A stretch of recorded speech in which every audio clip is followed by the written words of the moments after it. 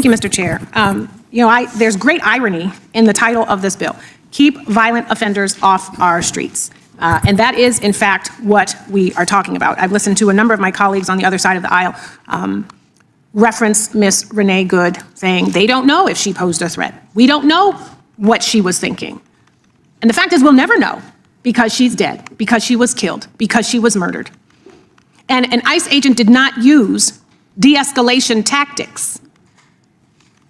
The ICE agent killed a prospective defendant, if you want to talk about bail, and she won't even get that because she is. A raw confrontation unfolded as Congresswoman Kamlager Dove spoke out forcefully during a debate over the so-called Keeping Violent Offenders Off Our Streets Act. What she said stopped the room cold. This was not a procedural objection or a partisan talking point. It was a warning, a demand for accountability, and a deeply personal reflection on what she believes this moment says about America. If you want coverage that goes beyond the surface and explains why these debates matter, make sure you subscribe and stay with us.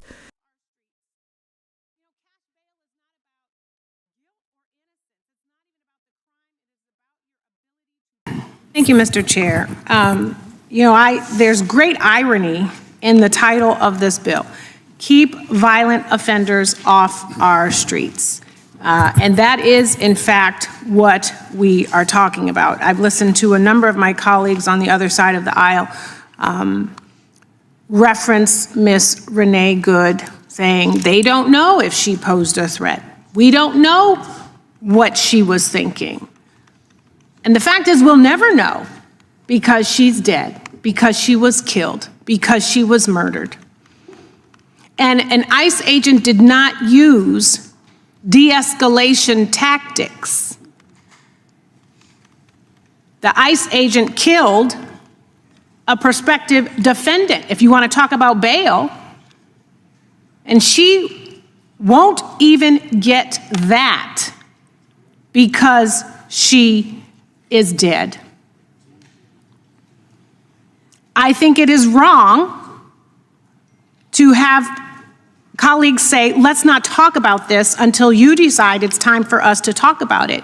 No, you are correct. This body is not a jury, but we make determinations all the time in this committee, and we are a jurisdiction of oversight. So at the very least, we should be demanding that the committee do the job of oversight and talk about this case. Use this as an opportunity to debate how our taxpayer dollars are being used, how our government agents are being used, how they are treating our constituents.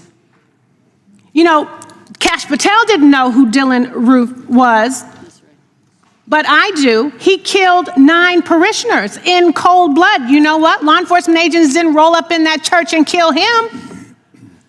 They used de-escalation tactics. So let's talk about that. You know, I have sat on these kinds of committees before when I was in the state legislature, and I was watching that video of what happened to Miss Good, and I was triggered all over again. As a black woman with a black husband with black children, I have different kinds of conversations than many on this dais about how we have to take extra precautions, and I am a member of Congress. It is a fact that I have to take extra precautions in my family to make sure that my husband and my sons are not killed by law enforcement because of the color of their skin. And you know what that video showed us? Is that all Americans now have to take separate and extra precautions.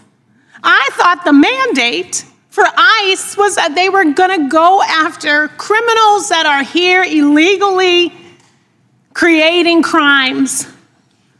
That mandate from that video. Miss Good was here legally, and maybe her crime was she was afraid of being shot. And that's exactly what happened. She was not here illegally, and she was not being involved in criminal behavior. And if you all want to say or continue to say that if you obey, then you will not be shot, don't disagree with law enforcement, do what law enforcement says.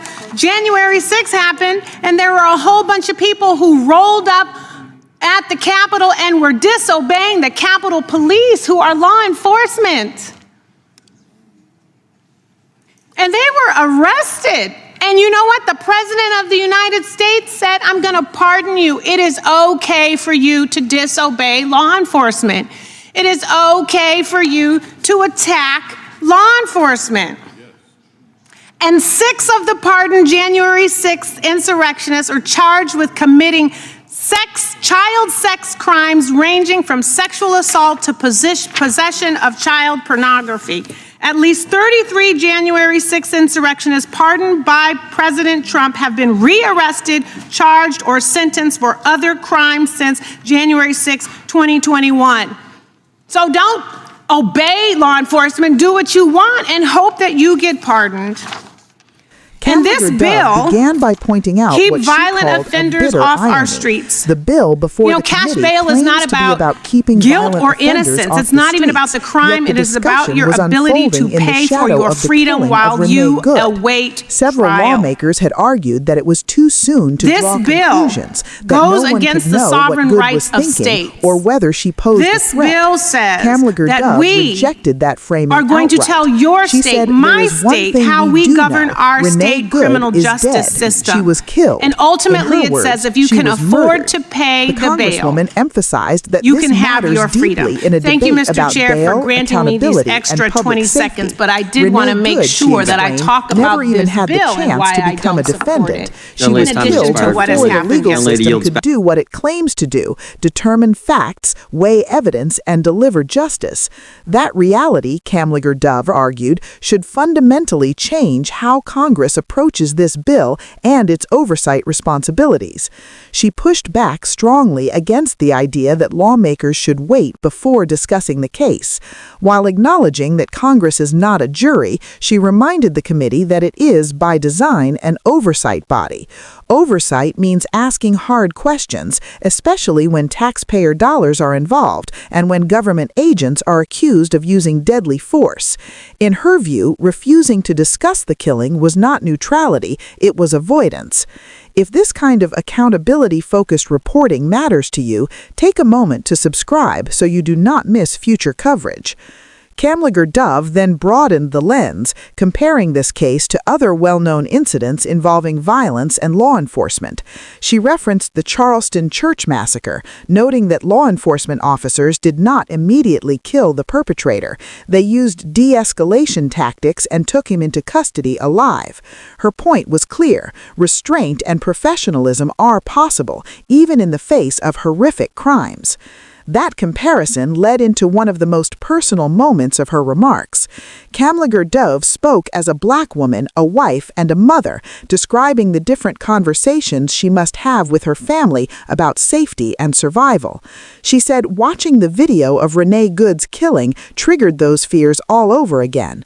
What struck her most, she explained, is that this incident signals something even more alarming, that now all Americans may feel the need to take extra precautions in everyday encounters with law enforcement. She questioned the stated mission of immigration enforcement agencies, asking why an agency tasked with targeting dangerous criminals was involved in a situation where the person killed was in the country legally and was not engaged in violent criminal activity. In her assessment, the video showed someone who may have been afraid of being shot, and that fear, she said, tragically became reality. Kamlager Dove also challenged a common argument often heard after police or agent-involved killings, the idea that obedience guarantees safety. She pointed directly to the events of January 6th, when individuals openly disobeyed law enforcement at the U.S. Capitol. Many of those individuals, she noted, were later pardoned by the president. Some of those pardoned individuals have since been charged with serious crimes, including sex offenses involving children children. She argued that the legislation also intrudes on the rights of states to govern their own criminal justice systems. By imposing federal standards on bail practices, Congress would be overriding state-level decisions and reinforcing a system where freedom depends on wealth. As she concluded, Kamlager Dove made clear that her opposition to the bill is inseparable from what happened to Renee Good. In her view, a government that claims to value life, justice, and safety must be willing to confront uncomfortable truths about how power is exercised and who bears the consequences. This debate, she argued, is not abstract. It is about life and death. If you want more reporting that explains not just what happens in Congress, but why it matters to families and communities across the country, be sure to subscribe and stay informed.